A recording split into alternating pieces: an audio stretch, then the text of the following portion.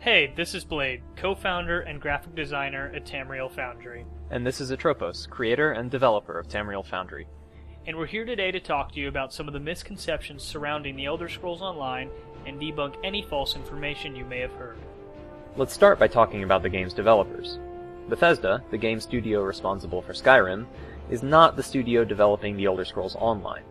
Bethesda has a sister company, ZeniMax Online Studios, both of which operate as subsidiaries of their parent company, ZeniMax Media. The big takeaway here is that Bethesda game studios can still dedicate their efforts to producing and publishing single-player games, since they won't have to divert time and energy to developing the MMO. Likewise, ZeniMax Online gets to take advantage of all the lore and art assets that their sister company has produced over the years. The next thing we're going to be talking about is how ZeniMax is handling servers in the Elder Scrolls Online, because it's probably a little different than what you're used to. Instead of using multiple servers to host ESO on, ZeniMax is only going to be using one server called a mega server. This doesn't mean that ZeniMax has done away with multiple servers, and they have created one huge enormous server for ESO.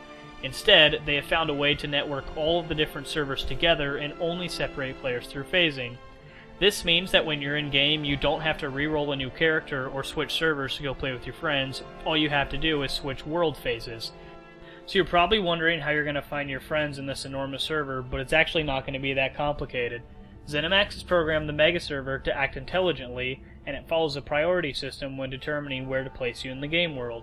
At the top of the priority system is your guild and your guildmates. When you log on, if you have guildies online, the mega server is going to place you in phases with them.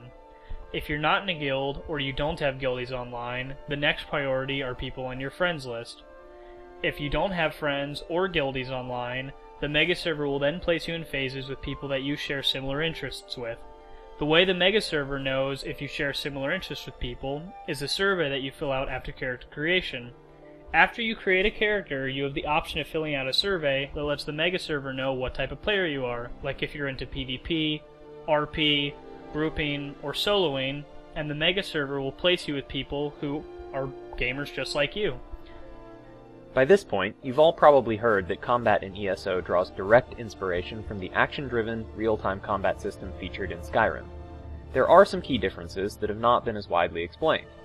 While the control system is very similar, with left-click triggering light and power attacks while right-click engages block, targeting and ability usage works a bit differently for the MMO. There are two ways to target enemies. By simply aiming your reticle at a foe, you soft-lock onto them with an intuitive, hands-free system. You don't have to actually aim your attacks, though.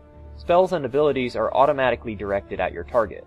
Alternatively, you can hard-lock onto an enemy in order to continue focusing attacks on a specific opponent. This will be important to keep from losing your target during large-scale fights. Combat performance is governed by the usual attributes of health, stamina, and magicka, although armor and power also count as stats in ESO. Perhaps surprisingly, ZeniMax Online won't be reviving the pantheon of strength, agility, speed, etc. At each level up, you have the opportunity to increase one of the three main attributes, unlocking passive perks at threshold levels of each. While health is critical for survivability, stamina and magicka are both crucial for combat performance. Blocking, interrupting foes, escaping crowd control, and executing special melee attacks all consume stamina, while casting spells relies on your current magicka reserves.